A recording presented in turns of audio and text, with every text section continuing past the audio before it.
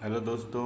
जैसा कि मैंने आपको वादा किया था कि जैसे ही 7:30 बजेंगे मैं आपके लिए सामाजिक के इम्पोर्टेंट क्वेश्चन लेकर आने वाला हूं।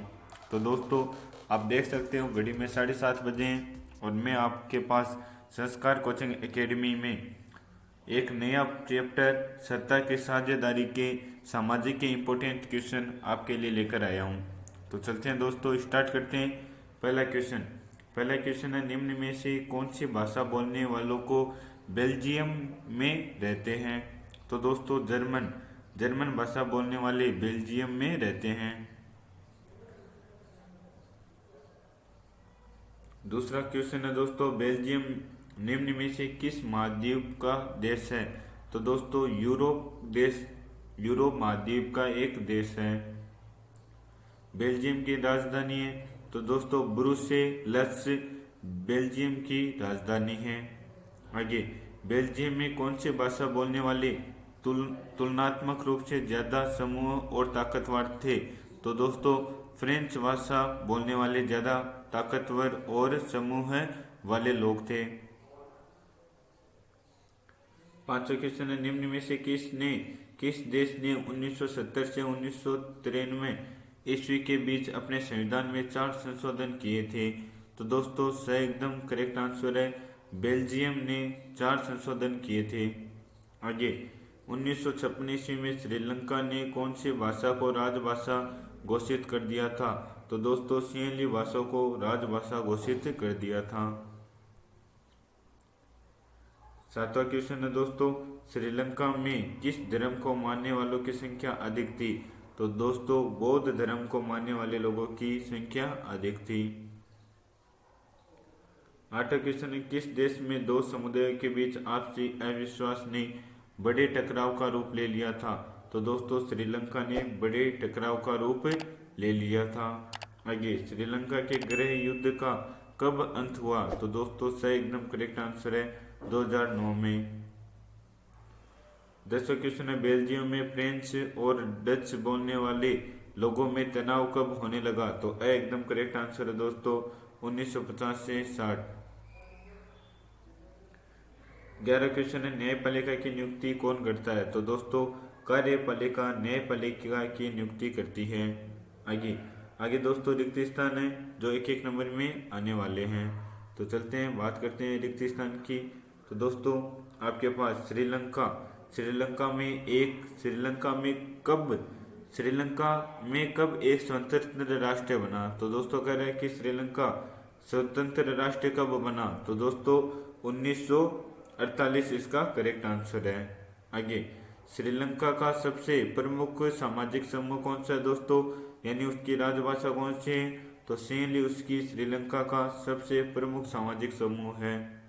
आगे, यूरोपियन संघ का मुख्यालय किसे चुना गया दोस्तों? तो ब्रुसेल्स उसे मुख्यालय बनाया गया। आगे, श्रीलंका भारत का पड़ोसी देश है। तो दोस्तों, भारत का पड़ोसी देश बताना आपको रिक्त स्थान में एक, तो कौन सा? श्रीलंका है। आगे, श्रीलंका में कुल जनसंख्या में 74% लोग सिंहली भाषा बोलने वाले हैं। आगे, बेल्जियम की आबादी में 59% लोग कौन सी भाषा बोलते हैं दोस्तों? डच भाषा बोलते हैं। तो दोस्तों, ये 6 क्या आपके रिक्त स्थान है और नीचे 6 आपके आंसर दिखाई दे रहे हैं। तो आपको इसी हिसाब से इनको याद रखना है।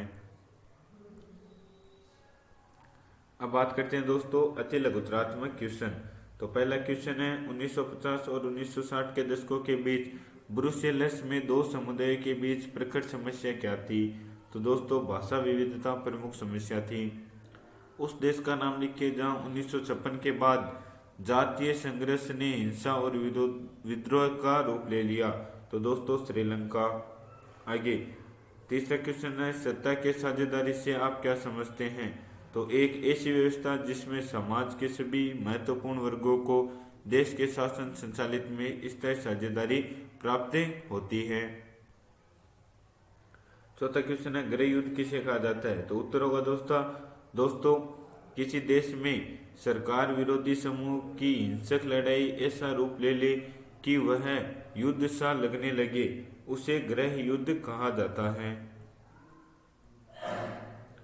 पांचवा क्वेश्चन था दोस्तों, लोकतंत्र में सत्ता की साझेदारी क्यों आवश्यक है।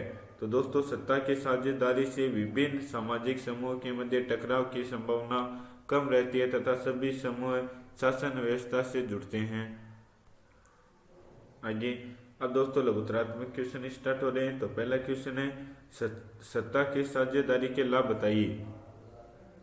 तो सत्ता की साझेदारी से निम्न लाभ है, विभिन्न सामाजिक समूहों के मध्य टकराव की समस्या कम होती है, सत्ता की साझेदारी राजनीतिक व्यवस्था के स्थायित्व के लिए अच्छी है, सत्ता की साझेदारी के माध्यम से सब समूह शासन व्यवस्था से जुड़े रहते हैं।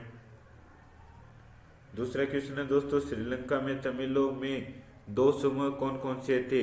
तो दोस्तों दो समूह थे, श्रीलंका के मूल के तमिल और हिंदुस्तानी तमिल। तीसरा क्वेश्चन है, बेल्जियम की जातीय बनावट कैसी थी।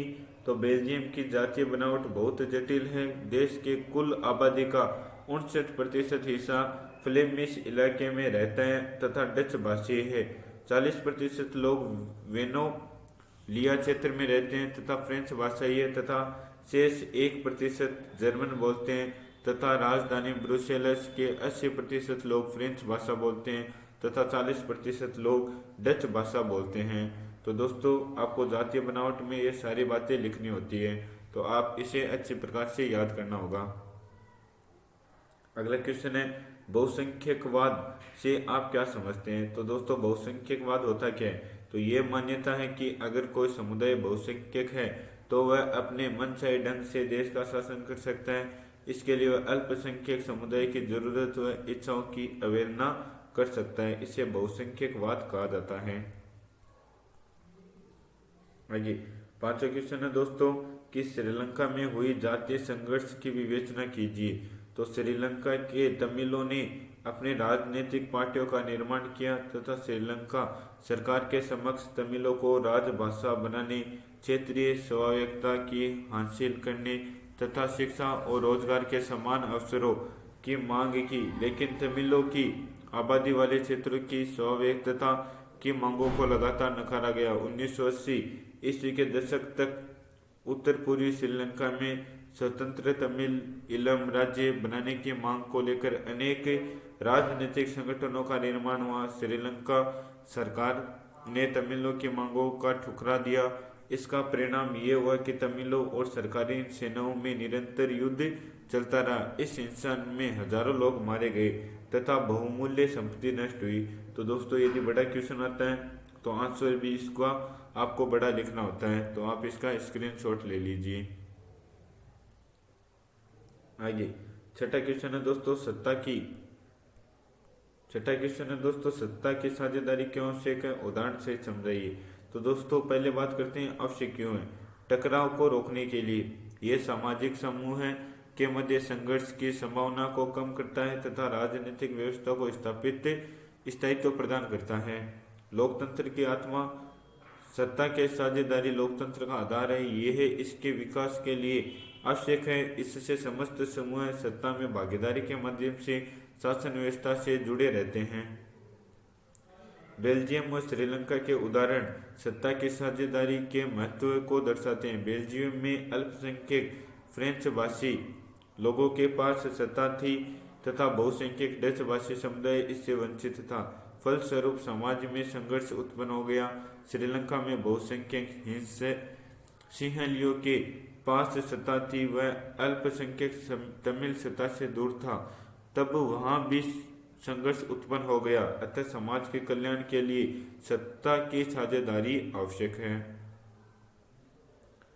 सातवां क्वेश्चन है, शासन के विभिन्न अंगों में सत्ता की साझेदारी कैसी होती है, समझाइए।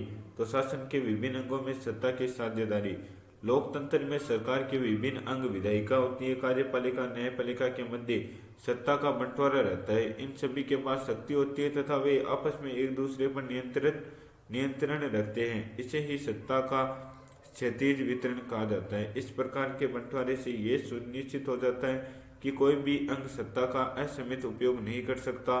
प्रत्येक अंग एक दूसरे पर अंकुश रखता है। इससे विभिन्न संस्थाओं के मध्य संतुलन बना रहता है।